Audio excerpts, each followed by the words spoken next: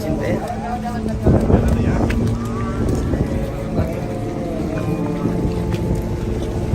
Tat. Tat mana?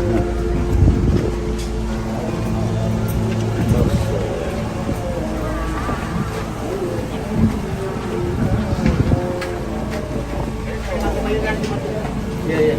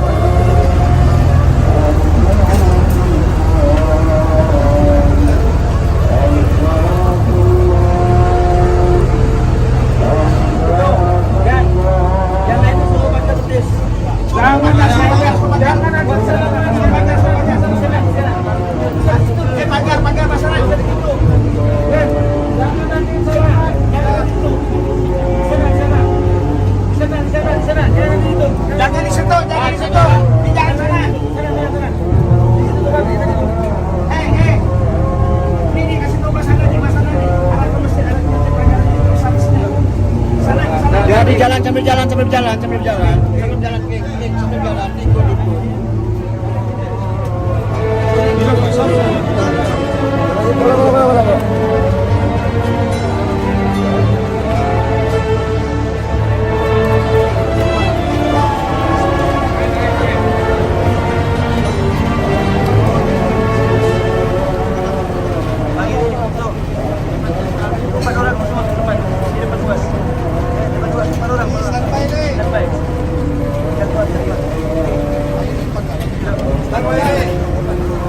Jangan terapan.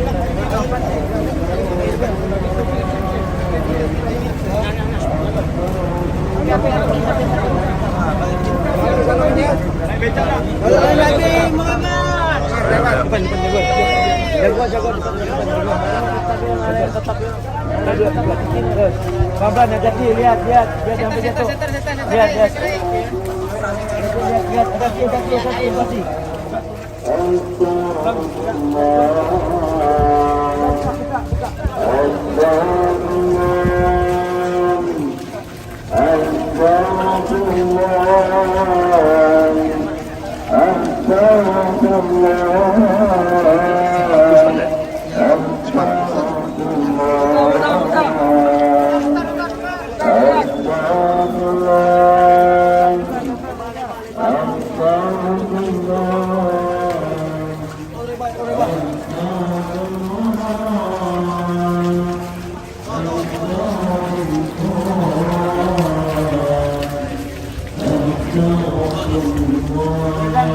Langsung buat kita.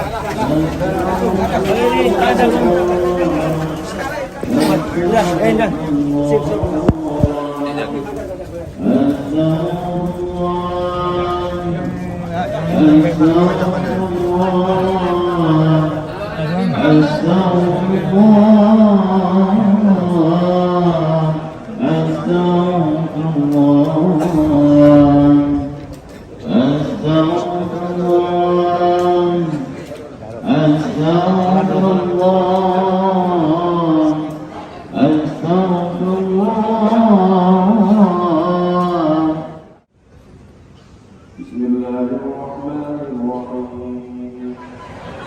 Assalamualaikum warahmatullahi wabarakatuh. Alhamdulillah wassalatu wassalamu ala Rasulillah sayyidina wa maulana wa syafi'ina wa zukrina wa qurrati a'yunina Muhammad wa ala alihi wa ashabihi wa man da'a bi da'watihi wa istanna bi sunnatihi ila yaumi liqa'i rabbih. Asyhadu an la ilaha illallah wahdahu la syarika lah wa asyhadu anna sayyidana Muhammadan 'abduhu wa rasuluhu la nabiyya ولا رسول بعده. اللهم صل على سيدنا محمد النبي الأمي وعلى آله وصحبه وبارك وسلم. Dapat agamanya, dapat kesultanannya, dapat kerajaannya, dapat masjidnya, dapat. Kita kalau tak dapat kekuasaan, tinggal satu lagi, memakmurkan masjid. Sudahlah kekuasaan tak dapat, bangun pula jam 8 pagi. Rezeki sudah dipatok, ayam diterkam kucing, dimakan musang. Apalagi yang tersisa untuk umat ini?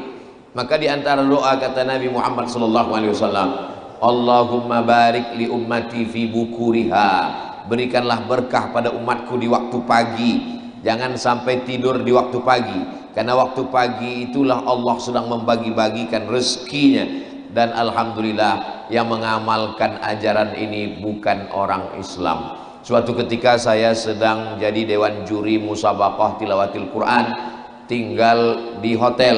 Dari hotel ke masjid agak jauh sedikit jalan kaki. Pagi-pagi kami jalan kaki. Warung-warung kopi sudah buka semua. Sebelum azan subuh warung kopi sudah buka.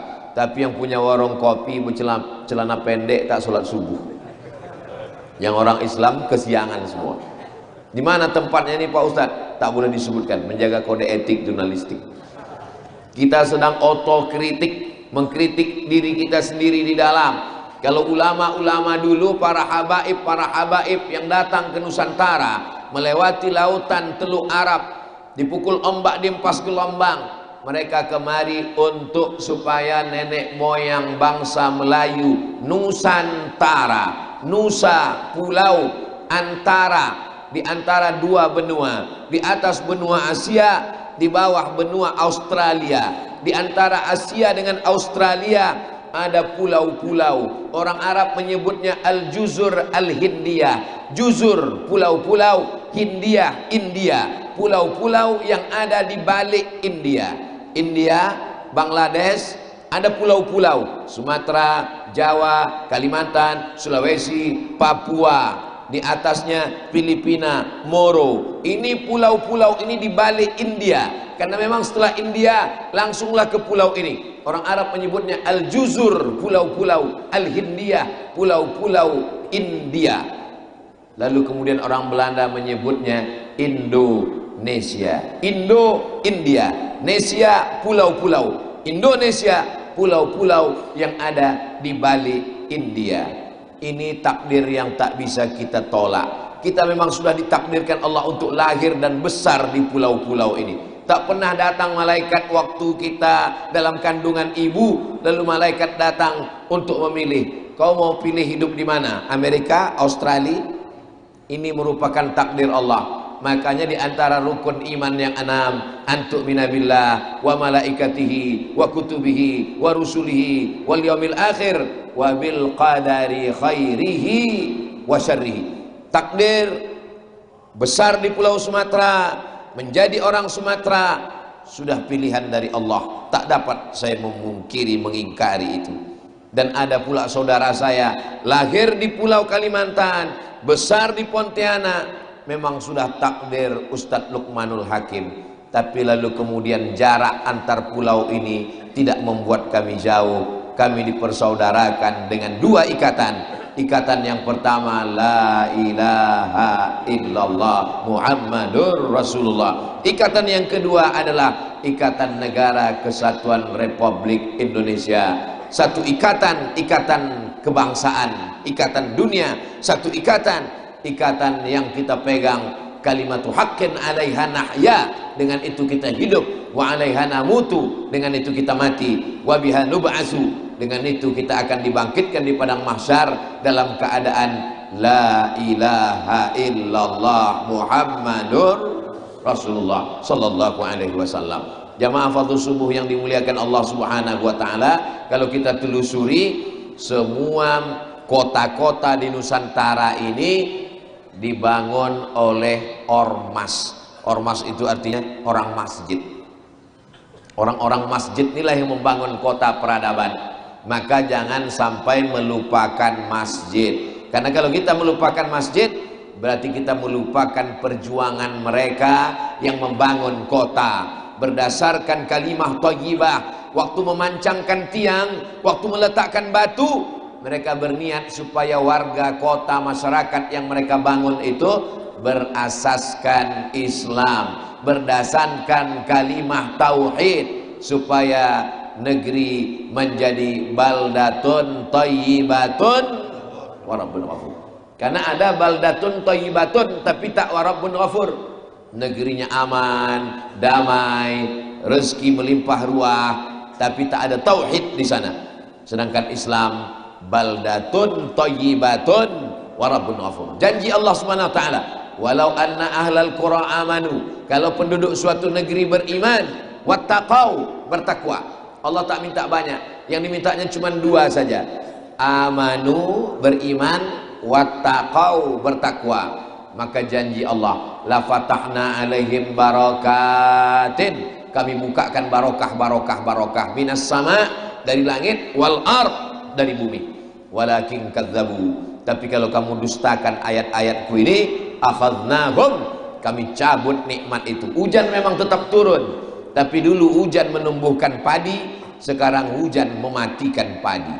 Karena hujan tak berhenti turun sampai akhirnya akar padi membusuk, akhirnya tak menghasilkan apa-apa. Hujan dalam Al-Quran dibagi dua. Satu hujan sebagai ghais, hujan rahmat. Yang satu lagi matar, hujan laknat. Tapi yang subuh ini insya Allah rahmat ini, bukan laknat. Dari mana kita bisa membedakan sesuatu itu menjadi rahmat atau laknat? Kalau gara-gara hujan tak sholat subuh, laknat. Tapi walaupun hujan datang sholat subuh, rahmat. Mobil bisa jadi rahmat, bisa jadi laknat. Bentuknya sama, mereknya sama, harganya sama, tapi dia bisa menjadi rahmat. Dengan kendaraan itu datang berjamaah, sholat, bawa anak istri, rahmat. Tapi kalau dengan kendaraan itu jauh dari rumah Allah, jauh dari ibadah kepada Allah, maka kendaraan itu menjadi laknat. Nauzubillah. Mudah-mudahan semua yang dititipkan Allah kepada kita ini menjadi rahmat insyaallah. Karena ada orang-orang yang bersampul rahmat, sepertinya nikmat, padahal dia adalah azab. Itulah yang dikatakan Allah, sanastadrijuhum min haitsu la ya'lamun. Kami permainkan mereka dengan istidraj, min haitsu la ya'lamun, tapi mereka tak sadar. Wa umli lahum, kuulur. Umli, macam main layang-layang diulur. Sengaja diulur makin tinggi, makin jauh, semakin makin tinggi tersangkutnya, makin payah jatuhnya, supaya makin jauh dari rahmat. Nauzubillah. Ini azab yang diberikan Allah di dunia. Sanastadrijuhum min haitsu la ya'lamun wa umli lahum. Kuulur umurnya panjang, kuulur duitnya banyak, kuulur badannya sehat. Fir'aun badannya sehat, Fir'aun kekuasaannya tinggi, Fir'aun tak pernah sakit, tapi sebenarnya itu bukan semakin dekat kepada Allah, tapi semakin jauh dari rahmat Allah, supaya semakin lama azabnya dalam neraka jahanam. Nauzubillah. Mudah-mudahan Allah menyelamatkan kita dari istidraj ini. Jangan heran ada orang yang sholatnya rajin, puasa sunat Senin Kamis, pengajian tak tinggal, tapi tiba-tiba sakit. Lalu kemudian punya tetangga tak pernah sholat, tak pernah pengajian, tak pernah berinfak, tak pernah berzakat, badannya sehat, umurnya panjang, rezekinya lancar. Terlintas di pikirannya, mungkin Tuhan sudah lupa. Maka Allah bantah, la ta'khudhuhu sinatun wala naum. Tak ada yang lupa, tak ada yang luput dari Allah Subhanahu wa taala. Lalu apa yang terjadi? Allah Subhanahu wa taala sedang mempermainkan dia dengan istidraj. Adapun orang yang sudah sholat, sudah berzikir, sudah puasa, sakit, rugi, bangkrut, ada yang diinginkan Allah dari hamba itu. La yusibul mu'min min nasabin wala wasabin wala saqamin wala syaukin, gundah gulana, sakit, demam panas, syaukin yastakuha, sampai duri yang menusuk tapak kaki, illa kaffarallahu anhu biha sayyi'atu. Begitulah cara Allah mengampunkan dosa seorang hamba. Hatta tamshi 'alal ardi, sampai hamba itu berjalan di atas muka bumi, maka nas alaihi khati'ah, tak ada lagi dosanya karena sudah diampunkan Allah Subhanahu wa taala. Mudah-mudahan sakit-sakit, demam-demam kita itu cara Allah menghapuskan dosa kita. Ada seorang hamba, sholatnya sudah cukup, puasanya sudah cukup, zikirnya sudah banyak, sudah khatam Quran, sudah pengajian, sudah berinfak, sudah bersedekah, tapi rupanya setelah dihitung-hitung amalnya kurang untuk masuk ke dalam surga yang paling tinggi, namanya surga Jannatul Firdaus. Kalau anak-anak muda susah mengartikan Firdaus, VVIP, very very important person. Dihitung amalnya kurang, maka kata Allah Subhanahu wa taala, kasih dia ujian. Kalau dia sabar, maka berarti penuh amalnya. Itulah makna ayat innama yuwaffas sabiruna ajrahum bighairi hisab. Orang yang sabar itu akan memenuhi timbangan amalnya. Makanya hubungan kita dengan Allah ini dibangun berdasarkan husnuzan. Ana inda husni zanni abdi bi. Aku menurut prasangka hambaku kepada aku. Bersangka baik kepada Allah. Cakap baik, pikir baik, buat baik, amal baik, datang baik. Allah Ta'ala ingin kita bersyukur. Cakap baik, pikir baik, buat baik, amal baik, datang tak baik. Allah ingin kita bersabar. Makanya kata Nabi SAW, ajaban li amril mu'min. Orang beriman itu ajaban, ajib, menakjubkan. Kenapa? In asabat husarra. Kalau yang datang itu senang, kenyang, tenang, lenang, maka dia bersyukur, alhamdulillah. Tapi kalau yang datang itu susah, payah, sempit, dia bersabar. Kedua-duanya baik bagi dia. Tidak ada cara lain kecuali bersyukur. Kalau dia bersyukur, la in syakartum la azidannakum. Kalau dia bersabar, innama yuwaffas sabiruna ajrahum bighairi hisab.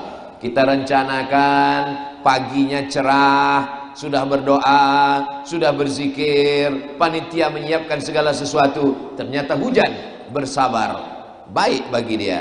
Sudah direncanakan, ini akan menguntungkan, kalau dapat duit akan berinfak, akan bersedekah, bangun masjid, ternyata tidak beruntung, bersabar, niatnya dapat. Innamal a'malu binniyat. Berapa banyak niatul mukmin khairun min amali. Niat lebih baik daripada amalnya. Loh, bagaimana ceritanya niat lebih baik daripada amal? Andai jadi dia laksanakan, mungkin amalnya rusak karena ada riya, karena ada sum'ah. Tak jadi dia laksanakan, tak ada riyanya, tak ada sum'ahnya, tak sempat dicakap-cakapkan, tak sempat ditengokkan, dipandangkan kepada manusia. Dan amalnya bersih daripada riya. Sesungguhnya Allah ingin menjaga dia.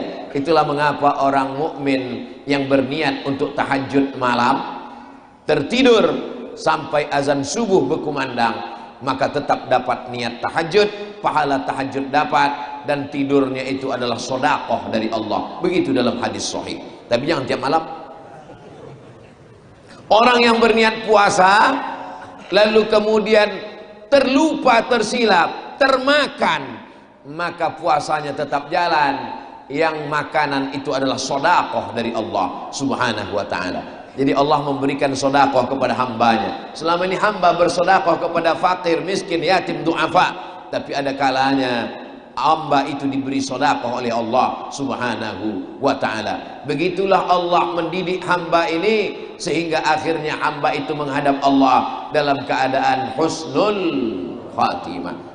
Tak ada gunanya amal banyak kalau tidak ditutup dengan husnul khatimah. Makanya di antara doa yang diajarkan kepada kita, Allahumma khtim lana bi husnil khatimah. Macam tali. Tali ini ada pangkalnya, ada tengahnya, ada ujungnya. Yang diinginkan pangkalnya baik, tengahnya baik, ujungnya baik. Mudah-mudahan kita begitu semua insyaallah. Amin. Tapi saya ini Pak Ustadz pangkalnya tak baik. Saya pemabuk, saya pemakai, saya peminum, saya pezina, saya pelaku perbuatan maksiat. Innallaha la yaghfiru ayyushraka bihi. Allah tak mengampunkan dosa syirik. Wa yaghfiru ma duna dzalika liman yasha. Allah mengampunkan dosa semuanya. Maka Allah ingin kita bertaubat nasuha. Ya ayyuhalladzina amanu, hai orang beriman, tubu ilallah, bertaubatlah kepada Allah taubatan nasuha. Nasuha diambil dari 3 huruf. Nasoha. Arti nasoha, saya masuk ke dalam hutan, dibawa oleh jamaah. Ustaz Somad, kita siapkan sepatu bot. Semana panjang sepatu bot? sebetis lah Pak Ustadz, nanti kita masuk ke hutan untuk panen madu. Ayolah, saya pun pakai sepatu bot, rupanya masuk ke dalam lumpurnya sepinggang, tinggal sepatu bot ke dalam. Berjalan kami hampir 40 orang, yang sampai masuk ke dalam 20, yang 20 lagi balik, tak lulus babak penyisihan. Saya kena malu segan sampai juga ke dalam. Sampai ke dalam, naiklah pemanjat. Rupanya ujung tali pancing yang pakai batu dilemparkan ke atas, tali pancing ini diikatkan pakai tali besar sebesar lengan. Sampai ke atas, jatuh ke bawah, tersangkut di cabang dahan, ditarik. Panjang tali itu 100 meter, 50 ke atas, 50 ke bawah. 2 orang tukang tarik, 1 naik ke atas, sampai ke atas. Begitu sampai ke atas, diambilnya parang panjang, dipotongnya lah sarang lebah tadi. Begitu dipotong, sarang lebah pun jatuh. Kami menunggu pakai kain di bawah. Nasoha, asal kata bahasa Arab nasuha, artinya menyaring sarang lebah sampai menetes madu di bawah. Lilinnya tinggal di atas, anak-anak lebah tinggal di atas, ranting kayu tinggal di atas, sampah-sampah tinggal di atas. Yang murni di bawah adalah madu asli, bawa pulang ke rumah. Katanya kalau asli ini bini mengamuk marah. Begitulah taubat nasuha. Artinya apa? Kita ini adalah saripati madu lebah, tapi kemudian ada lilinnya, ada sampahnya, ada dahannya, ada rantingnya, ada daunnya, ada anak-anak lebah. Tapi kemudian setelah disaring dengan penyaringan, penyaringan itu disebut dengan nasuha, diambil dari kata nasoha, itu juga lah nasihat. Tolong berikan saya nasihat Pak Ustadz. Sebagaimana nasihat menghasilkan sesuatu yang halus. Dari mana ini datang? Dari madu lebah. Lebah ini Masya Allah tabarakallah dijadikan sebagai nama salah satu surat dalam Al-Quran. Itulah dia surat lebah, namanya surat An-Nahl. Ada surat semut, namanya surat An-Namal. Kalau pakai mim, semut. Kalau pakai ha, lebah. Tapi jangan sampai keluar masjid lupa yang mana yang semut, yang mana yang lebah. Yang mana tadi? Entah namal, entah nahal, entah nahal, entah namal. Mudah hanya mengingatnya. Kalau yang lebah pakai ha, nahal. Kalau yang semut pakai mim, namal. Semut, mim, namal. Lebah, ha, nahal. Mathalul mu'minin kamathalin nahlah. Perumpamaan orang beriman ini macam lebah. Macam mana lebah? Lebah tidak pernah memakan yang kotor. Yang dimakan lebah hanya nektar saripati bunga. Terbang dia, dicarinya bunga-bunga, dia pun hinggap, dihinggapnya, lalu diambilnya, disedotnya, dihisapnya saripati bunga. Sampai hari ini belum ada lebah yang tertangkap pakai sabu-sabu. Sampai hari ini belum ada lebah yang makan yang haram. Tak ada. Makanya kata Nabi SAW, perumpamaan orang beriman macam lebah yang dimakannya yang baik-baik saja. Yang kedua, lebah tak pernah mengeluarkan yang kotor. Yang keluar dari lebah adalah madu yang sudah mengalami proses, lalu kemudian itulah yang dimakan oleh manusia. Apa kata Allah dalam Al-Quran? Fihi shifa, dia penawar segala macam penyakit. Apa kata Nabi dalam hadis? Alaikum bisyifa'aini, hendaklah kamu memakai 2 penyembuh. Yang pertama Al-Quran, yang kedua Al-Asal, madu. Ada orang yang sakit, ingin sehat, diminumnya lah madu. Berdoa dia kepada Allah, ya Syafi yang maha menyembuhkan, ya Kafi yang maha mencukupkan, ya Mu'afi yang maha menyehatkan, sembuhkan aku, bismillah. Begitu diperiksa ke rumah sakit, kata dokter, bertambah penyakit satu lagi, diabetes mellitus. Padahal sudah ada pula sarangnya di dalam. Ada di dalam botol itu sarang lebah. Rupanya sarang lebah itu dikumpulkan, dimasak pakai gula merah. Baunya bau madu, maka yang melakukan ini neraka jahanam tempatnya.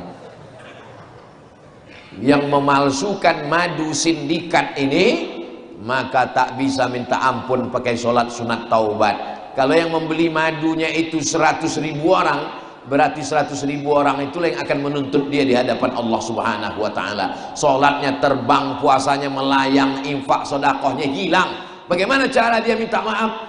Maka dia mesti membuat satu video khusus. Assalamualaikum warahmatullahi wabarakatuh kepada semua pembeli-pembeli madu. Aku minta maaf ampun kepada kalian. Apakah kalian memaafkan aku? Kata pembelinya, balikkan duit. Saudara yang dimuliakan Allah Subhanahu wa taala. Banyak orang mempermudah-mudah agama. Katanya cukup dengan istighfar selesai. Agama Islam ini ad-dinu yusrun. Agama ini mudah. Yassiru, mudahkan. Wala tu'assiru, jangan dipersulit. Basyiru, berikan kabar gembira. Wala tunaffiru, jangan buat orang lari dari agama Islam. Memang betul, agama ini mudah. Tapi kalau terkait dengan manusia, tak bisa sekedar minta maaf, tak bisa sholat sunat taubat. Kalau kepada Allah, mandi taubat.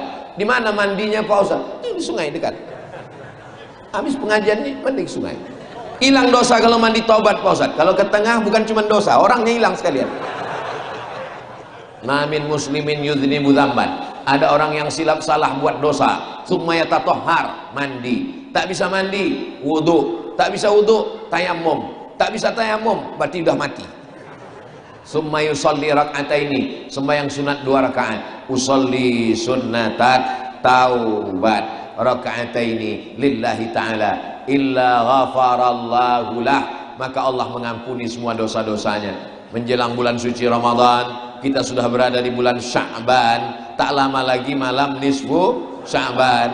Hari tanggal 7 Selasa malam Rabu menurut perhitungan insyaallah. Maka pada malam nisfu Sya'ban membaca surat Yasin 3 kali, berzikir, hidupkan malam nisfu Sya'ban. Menghidupkan malam nisfu Sya'ban adalah amalan kalangan salaf.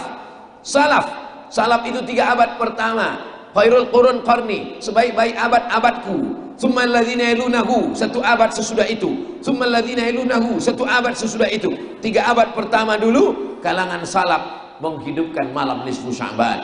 Begitu kata Imam Al-Qastullani. Kata Imam Al-Qastullani dalam syarah Al-Mawahib Al-Ladunniyah, kalangan salaf menghidupkan masjid pada malam nisfu Sya'ban. Mereka memakai jubah kebesaran. Jubah itu memang kebesaran karena ukurannya rata-rata XL, besar dia. Lalu kemudian mereka memakai celak mengikuti sunnah Rasulullah SAW, ismit untuk mengobat mata. Mereka memakai bukhur, dipakai itu bukhur. Saya ini orang kampung tak tahu. Waktu kecil dulu asal wirid Yasin bakar kemenyan. Asal wirid Yasin bakar kemenyan di kampung. Sesudah di kota dipermasalahkan orang pula. Tak boleh manggil hantu jelangkung, kata dia. Kita tak tahu, akhirnya tak dipakai lagi. Rupanya kemenyan itu getah kayu di Yaman. Dipakai untuk harum-haruman. Kenapa dipakai waktu wirid Yasin? Karena malaikat suka yang wangi-wangi. Kenapa tak pakai gaharu? Mahal. Gaharu mahal. Sekarang gaharu siapa yang memakai? Orang-orang kaya. Pakai minyak gaharu, pakai kayu gaharu. Di Makkah, di Madinah. Di Makkah tak ada pokoknya, di Makkah tak ada dahannya, di Makkah tak ada batangnya. Tapi kayu keringnya ada. Kenapa bisa ada di Makkah? Duit mereka banyak. Didatangkan gaharu dari India, dari Kalimantan, berdatangan semua ke sana. Dikasih mereka lah saya 1 minyak. Ustadz Somad, ini memang niat saya lama. Ini minyak ini saya kasih khas untuk Ustadz Abdul Somad. Berapa harganya tuan? Harganya Ustadz $1.000.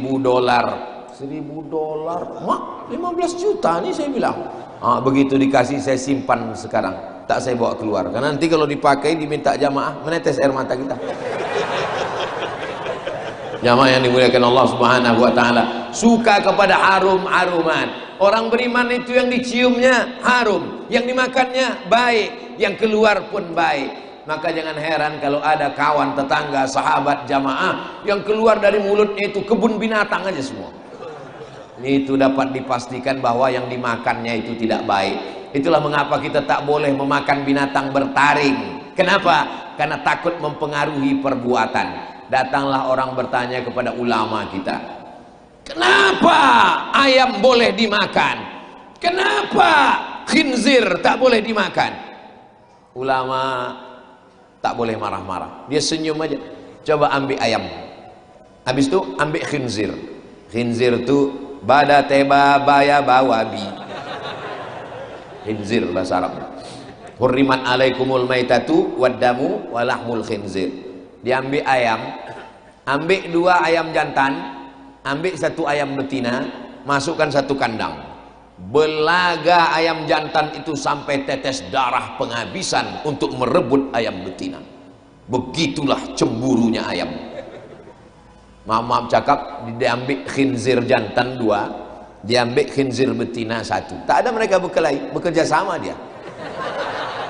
Maka dilarang makan khinzir karena takut tak ada cemburu. Dan informasi terbaru, binatang yang homo, yang LGBT, khinzir ini. Itu maka orang makan khinzir ini agak-agak melambai dan pengaruh makan. Jamaah yang dimuliakan Allah Subhanahu wa taala.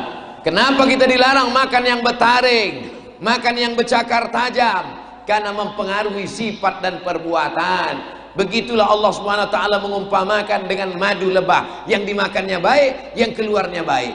Yang kedua, yang ketiga, lebah bersarang di kayu tualang yang tinggi.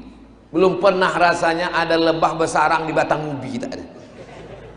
Lebah tak mau bersarang di ranting yang lapuk, dia bersarang di dahan yang kokoh. Kenapa dibuatnya tinggi? Karena dia tidak mau diganggu orang, dan dia tak mau mengganggu orang. Dia tidak mau merusak. Belum ada lebah yang bersarang hingga patah ranting kayu, tak ada. Dicarinya kayu yang tinggi, bersarang dia di sana. Maka kalau kita tebang kayu tualang, maka sesungguhnya kita sudah membunuh lebah. Akhirnya pindah lebah.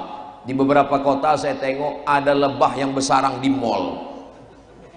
Bersarang dia di bawah perpustakaan. Kenapa? Karena rumahnya sudah dihancurkan. Lalu kemudian yang keempat, lebah tidak pernah mengganggu orang. Tapi kalau sarangnya diganggu, dia akan mengejarmu walaupun kau menyelam ke dalam sungai Kapuas. Dikejarnya, begitu menyelam ke dalam, ditunggunya. Begitu kepala muncul, disengat. Di ujung ekor belakangnya ada senjata pamungkas terakhir, tajam dia, sengatan lebah. Sengatan ini dipakai hanya sekali seumur hidup. Kalau lebah sudah memakai sengatnya, sesudah itu dia akan mati. Kenapa? Karena kalau sudah dia sengat, dia terbang, maka lepaslah dari perutnya dan dia akan mati. Bagi lebah lebih baik hidup mulia, dan kalau mati, matinya mati syahid. Lebah tahu kalau dia udah menyengat, dia pasti akan mati. Tapi bagi dia tak ada gunanya hidup terhina. Sarang sudah diganggu, madu sudah diambil, hidup lebih baik putih tulang daripada putih mata. Ini biasanya diucapkan jomblo yang calonnya diambil orang lain.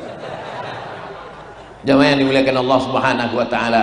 Makanya lebah itu kalau dia mati, mati syahid. Kenapa? Karena dia membela harkat martabat dirinya, hormatan dirinya, rumahnya, bangsanya diganggu, dan dia tidak mau itu. Nabi itu kalau memberikan perumpamaan, betul, di antara mukjizat Nabi itu adalah jawami'ul kalim. Arti jawami'ul kalim, kalimatnya pendek tapi penjelasannya panjang. Hanya 1 kalimat yang keluar dari mulutnya. Perumpamaan orang beriman macam lebah, tapi menjelaskannya sampai 60 menit. Ustadz Abdul Somad selesai jam 6.15 insyaallah. Banyak ustadz berceramah, jamaah tak tahu selesainya kapan. Akhirnya dalam hatinya, kapanlah penderitaan ini berakhir. Tapi kalau Ustaz Abdul Somad ceramah, semua orang tahu. 600 ml. Terbit matahari, selesai sholat sunat isyraq 2 rakaat, dapat pahala haji dan umrah. InsyaAllah bulan Oktober nanti Ustaz Abdul Somad akan umrah. Mudah-mudahan berjumpa pula kita di Makkah Madinah InsyaAllah. Ongkos tanggung masing-masing. Jamaah yang dimuliakan Allah Subhanahu wa taala, kalau negara, negeri, kota, kerajaan kita dibangun oleh orang-orang yang soleh, membangun masjid, kalau belum bisa membangun jangan merusak. Kalau belum bisa membahagiakan orang tua, jangan menyusahkan hatinya. Adik-adik yang belajar di kampus, yang masih sekolah di pondok pesantren, prinsip dengan orang tua ini, kalau belum bisa membahagiakan dia, jangan susahkan hatinya. Karena kalau kita susahkan hatinya, nanti anak kita pun juga akan menyusahkan hati kita. Karena ada satu dosa, kalau dibuat di dunia, akan dapat juga di dunia. Jangan heran kalau ada orang pemabuk, kalau ada orang pezina, hidupnya senang di dunia. nanti di akhirat dibalas Allah. Tapi untuk khusus durhaka pada orang tua akan didapat di dunia. Di akhirat dapat lagi Pak Ustaz? Dapat. Loh, di dunia udah dapat, kenapa akhirat dapat lagi? Di dunia itu baru DP-nya aja. Mudah-mudahan kita termasuk orang yang berbakti pada orang tua, dan anak-anak kita pun insya Allah akan mendapatkan bakti yang sama kepada kita insya Allah. Mengadulah seorang kepada saya, anak saya nih Pak Ustadz tak senang diam saya dibuatnya, ada aja tingkah lakunya. Lama saya merenung, tolong doakan Pak Ustadz. Insya Allah saya bacakan Al-Fatihah, saya solawatkan, saya doakan. Ingat saya ucapan orang tua dulu, oh dia ini pun dulu begitu juga memperlakukan orang tuanya. Apa yang kau lakukan terhadap orang tuamu, maka itu pula lah yang akan dibalaskan anak-anakmu. Dalam Islam tak ada karma. Dalam Islam adalah balasan Allah subhanahu wa ta'ala. Mudah-mudahan kalau kita dulu pernah silap, kita pernah lupa, kita pernah salah, orang tua sudah meninggal dunia, jangan putus harap. Karena saat pernah datang menjumpai Nabi Muhammad SAW, ya Rasulullah, ya ummi matat, emakku sudah meninggal dunia, apa atau sadaqu anha, apakah boleh aku bersedekah ya Rasulullah? Kata Nabi, tasaddaq, bersedekahlah saat untuk emakku, ya, sampai pahalanya Rasulullah. Sampai kata Nabi, ayu sadaqatu afdal, sedekah apa yang paling afdal? Kata Nabi, saqiyul ma, memberi air minum. Saat pun balik ke rumah, diambilnya cangkol, digalinya sumur, diwakafkannya sumur itu. Jamaah tak perlu mencari cangkol, tinggal panggil, assalamualaikum, sumur bor siap. Bangunkan ke pondok pesantren. Pondok pesantren santrinya 1000, WC-nya 5. Bayangkan santri mengantri, bayangkan santri tak dapat ke toilet. Maka kalau dibangunkan ini, niatkan untuk almarhum almarhumah. Tapi rasanya di Pontianak tak perlu lagi membuat sumur. Kenapa? Pandang ke kanan sungai seluas-luas. Jadi tidak selamanya habis waktu. Hah? Terbit matahari. Saya tahu, pura-pura bertanya aja. Terbit matahari. Asal terbit matahari berbunyi, asal terbit matahari berbunyi, asal terbit matahari berbunyi. Lalu orang pun menambil kesimpulan kalau berbunyi berarti terbit matahari. Sampai akhirnya suatu hari tak berbunyi dan matahari tetap. Betapa kita salah mengambil kesimpulan. Ada tua mati, ada tua mati, ada tua mati. Lalu orang mengambil kesimpulan bahwa mati itu menunggu tua, padahal banyak yang muda mati. Betapa kita salah mengambil kesimpulan. Jangan ambil kesimpulan dari sesuatu kebiasaan. Dia berbunyi, terbit matahari, sampai akhirnya terbit matahari tanpa dia berbunyi. Kenapa? Karena dia lebih dulu mati, habis baterainya. Saudara yang dimuliakan Allah subhanahu wa ta'ala, jangan mengambil kesimpulan dari data-data yang tidak sesuai. Karena apa? Karena tak semua data menghasilkan kesimpulan yang benar. Kesimpulan kita tentang bahwa mati menunggu tua tidak selamanya benar. Covid mengajarkan pada kita bahwa tidak menunggu tua, lebih sehat. Berapa banyak tetangga, kawan, tetangga, jiran, satu sekolah, keluarga kita, handai tolan, kerabat kita sehat walafiat, tapi sudah mendahului kita. Kenapa kita masih hidup di bulan Sya'ban ini? Apa yang diinginkan Allah kepada kita di bulan Sya'ban ini? Yang diinginkan Allah adalah liyabluwakum ayyukum ahsanu amala. Banyak orang sekarang salah jawab. Bapak sehat ya? Alhamdulillah. Apa rahasianya Pak? 4 sehat, 5 sempurna. Kalaulah orang sehat karena olahraga, kenapa banyak orang habis olahraga jogging mati? Tapi jangan ini dijadikan dalil untuk tidak olahraga. Kok kenapa tak jogging? Kata Ustaz Somad, nanti habis jogging mati. Dipotong ceramah saya. Jangan potong ceramah Abdul Somad, nanti menimbulkan fitnah. Tonton edisi lengkapnya di channel Ustaz Abdul Somad Official. Subscribe, like, share, and comment. Saudaraku yang dimuliakan Allah subhanahu wa ta'ala, kita ini orang-orang yang sudah lulus dari fit and proper test, insya Allah. Amin. 300.000, mohon maaf menyinggung perasaan tak layak diucapkan, sperma menyembur, tapi yang jadi cuma 1. Di antara 1 itu berapa yang prematur keguguran, yang lahir berapa yang kecelakaan, yang sempat remaja berapa yang mati karena overdosis? Berapa yang meninggal karena kecelakaan lalu lintas? Lalu kita bisa hidup sampai subuh ini. Berapa yang mati karena makanan? Diabetes, gula darah, jantung koroner, macam-macam karena makanan. Sampai akhirnya hari ini orang takut makan. Dulu waktu kecil disuruh makan, semuanya makan, suruh makan nasi, makan mie pun pakai nasi. Setelah besar tak boleh pula makan nasi, takut gula, takut kolesterol. Akhirnya lahirlah generasi yang confused, generasi yang membingungkan, bingung. Tapi bagi saya orangnya tak bingung, apapun saya makan. Ustaz Somad udah ada pantangan? Ada, saya bilang. Apa pantangnya? Pantang dekat. Asal dekat habis. Karena Allah mengatakan kulu, makanlah, wasrabu, minumlah. Yang tak boleh itu wala tusrifu, jangan berlebih-lebih. Asal makan cukup.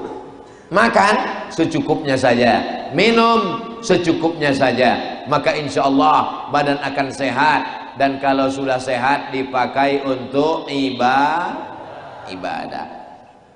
Kalau sampai makanan yang kita pakai ini tidak membuat ibadah, memberatkan mata untuk tahajud malam, maka sesungguhnya kita sudah zalim.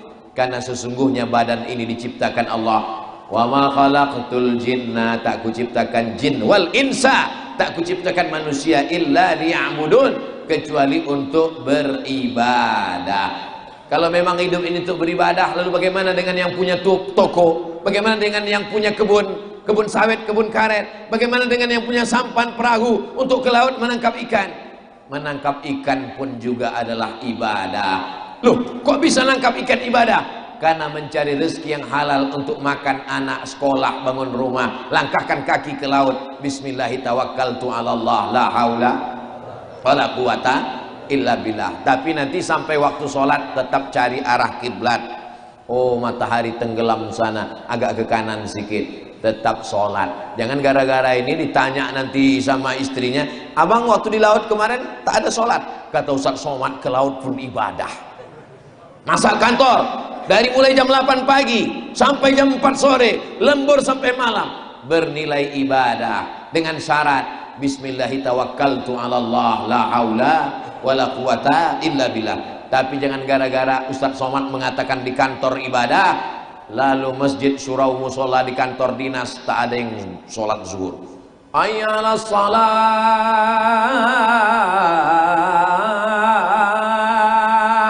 Berapa banyak di kantor-kantor dinas, dia yang muazin, dia yang qomat, dia yang imam, dia yang makmum, dia yang bersihkan musola. Tak ada jamaah. Pas ditanya, kenapa kalian tak sholat? Kata Ustaz Somad, di kantor pun juga ibadah. Ada yang namanya ibadah mahdoh, sholat, zakat, puasa, haji, umrah, zikir, baca Quran. Itu ibadah mahdoh, pure, murni, memang betul-betul ibadah. Tapi ada perbuatan, makan, minum, bernilai ibadah. Makan, maaf cakap, binatang pun makan, orang kafir pun makan. Tapi kenapa makan kita ibadah? Makan kita ibadah karena disebut nama Allah, bismillah. Allahumma barik lana, bacaan juga. Tapi katanya hadisnya dhaif Pak Ustaz. Ajma'al ulama ala jawazil amal bil hadis dhaif. Kata Imam Nawawi, sepakat ulama boleh mengamalkan hadis dhaif. Allahumma lakasumtu dhaif. Allahumma barik lana dhaif. Awaluhu rahmah, awsatu maghfirah, akhiruhu itqum minan nar, dhaif. Utlubil ilma walau bisin, tuntutlah ilmu walau ke negeri Cina, dhaif.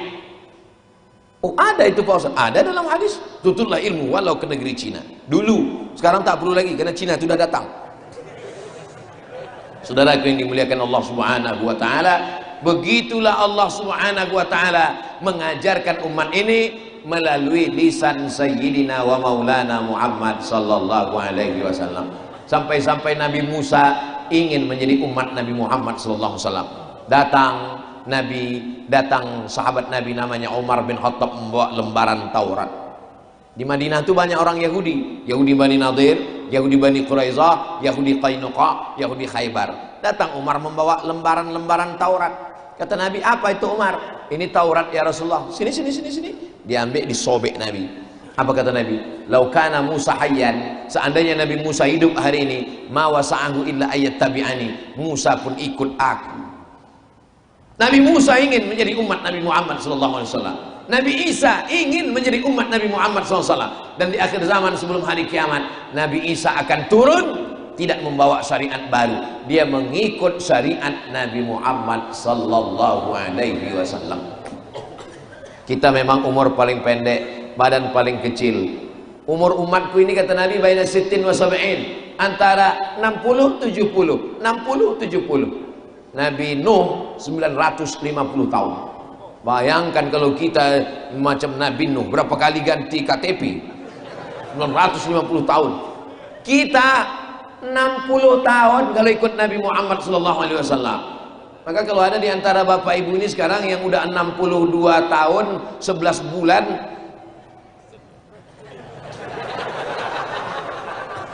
umur tidak menengok akte kelahiran. Malaikat maut kalau mencabut nyawa tidak menengok tua muda. Apa kata orang Melayu? Mumbang jatuh kelapa pun jatuh. Mumbang itu artinya kelapa muda yang busuk, jatuh juga.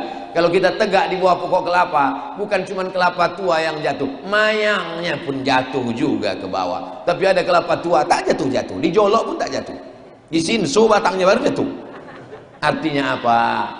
Saya tak pernah berpikir bahwa umur saya 60-70. Dulu begitu. Saya akan mati tahun 2040. Lahir 1977, 2040 63 tahun. Dulu saya berpikir begitu.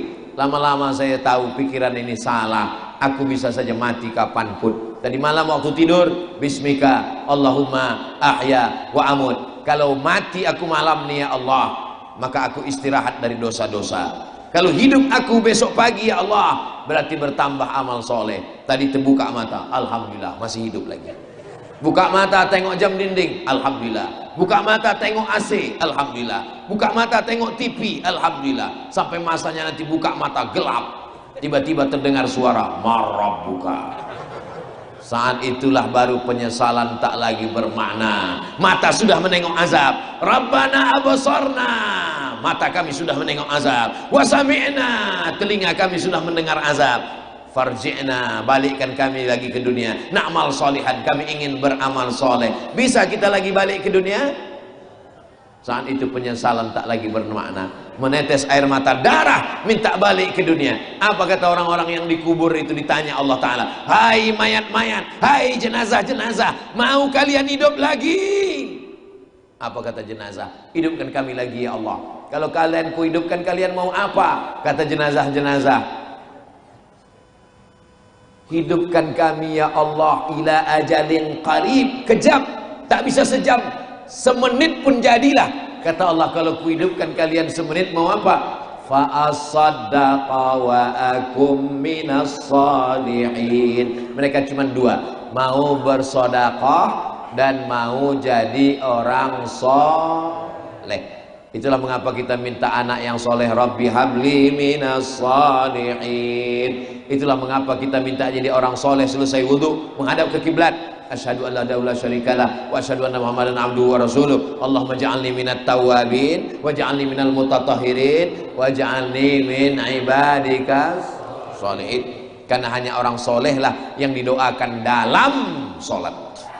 Orang soleh didoakan dalam solat. At-tahiyatul mubarakatuh salawatut thayyibatulillah. Assalamu alayka ayuhan nabi wa rahmatullahi wabarakatuh. Wassalamu alayna wa ala ibadillahis. Syarat soleh, soleh akidahnya. Jangan sampai ikut aliran sesat. Khawarij, Murji'ah, Qadariyah, Jabariyah, Mu'tazilah, sekuler, liberal, komunis. Sedangkan akidah kita adalah ahlus sunnah wal jamaah. Soleh ibadahnya, subuh, zuhur, asar, maghrib, isya, duha, tahajud, qabliyah, ba'diyah. Soleh puasanya, Ramadan, puasa yang tinggal-tinggal dulu. Masih ada kesempatan untuk mengqadha puasa yang lalu-lalu tinggal. Ibu mengandung anak 30 hari tak puasa. Lahir anak tahun pertama 30 hari tak puasa. Anak disusukan 2 tahun 30 hari tak puasa. Satu anak 90 hari tak puasa. Anak ibu berapa? 13 Pak Ustaz. Kalau suaminya soleh, dia akan ingatkan, ingat puasamu, kamu mesti ganti, kamu mesti qadha. Saya ini mau mendengar ceramah Ustaz, mau meringankan beban Ustaz. Mendengar ceramah Ustaz subuh ini bertambah beban saya 90 hari. Puasa qadha itu tak terasa kalau dilaksanakan dengan puasa Senin Kamis. Laksanakan puasa Senin, Kamis, Senin, Kamis, Senin, Kamis, Senin, Kamis, 1 bulan, 8 hari, 10 bulan, 80 hari, 11 bulan, 88 hari, tambah 2 hari, 90 hari. Maka orang yang istiqamah puasa Senin Kamis, badannya sehat, akalnya sehat, takwa kepada Allah, dan utang anaknya lunas selama 1 tahun. Dan ada bonus, belanja berkurang. Baik, apa salahnya? Niatnya Pak Ustaz, niatnya qadha. Tak perlu niatnya disebut aku qadha hari ini bercampur dengan puasa Senin Kamis, bercampur pula dengan puasa Rajab dan Syaban. Tidak, cukup dengan niat qadha, qadhanya dapat, qadhanya lunas, dan insya Allah dapat pahala puasa sunat. Almarhumah emak saya sampai meninggalnya pas hari Senin, habis makan sahur dalam keadaan niat puasa hari Senin. Karena memang saya sampaikan ke dia, saya semua pengajian ini ke dekat-dekat dulu, ke keluarga-keluarga dulu. Karena jangan kita menceramahi orang keluarga dekat kita. Mak, dulu waktu mengandung aku berapa hari tak puasa? Oh, kau dulu waktu dalam kandungan sakit-sakit aku tak bisa puasa. Maka diqadha dengan niat puasa Senin Kamis. Karena dia tak tahu hitungannya, diqadhanya terus sampai tua. Umur 70 saya tanya, kalau tak sanggup nanti ku bayarkan fidyah. Karena dalam Quran dikatakan wa 'alal ladzina yutiqunahu fidyatun ta'amu miskin. Bagi yang tak sanggup puasa karena tua renta, karena penyakit yang tak sembuh-sembuh, maka dia membayar fidyah. Insyaallah aku masih sanggup, maka sanggup berpuasa. Kalau keadaan musafir, maka fa'iddatun min ayyamin ukhar, diganti di hari yang lain. Bagaimana kalau mati belum mengqadha puasa? Man mata, siapa yang mati, wa alaihi siyamun, punya utang puasa, shoma anhu waliyuhu, maka ahli warisnya wajib menggantikan puasanya. Jadi kalau kita pulang nanti ke rumah, buka laci orang tua, dapat catatannya, waktu dulu aku meninggalkan puasa sudah aku qadha, masih ada 30 hari lagi. Maka teleponlah abang, adik, kakak, suruh datang semua, bilang ini kita mau menyambut puasa, ada yang mau kita bagi-bagi nih. Insya Allah mereka datang semua. Disangkanya mau bagi cincin, rantai, gelang, surat tanah. Dia tak tahu mau bagi utang puasa. Saudaraku yang dimuliakan Allah Subhanahu wa taala, Allahumma barik lana fi Sya'ban, berikan kami berkah di bulan Sya'ban, wa ballighna Ramadan, sampaikan kami ke bulan Ramadan. Mudah-mudahan keluarga kita sehat walafiat, anak-anak kita diselamatkan dari bahaya akhir zaman, diselamatkan dari zina, diselamatkan dari LGBT, diselamatkan dari narkoba, diselamatkan dari ganja, diselamatkan dari sabu-sabu, diselamatkan dari khamar, diselamatkan dari pergaulan bebas. Ala hadhihi niyah wa kulli niyatin salihah. Al-Fatihah. A'udzubillahi minasyaitonir rajim. Bismillahirrahmanirrahim. Alhamdulillahi rabbil alamin. Arrahmanir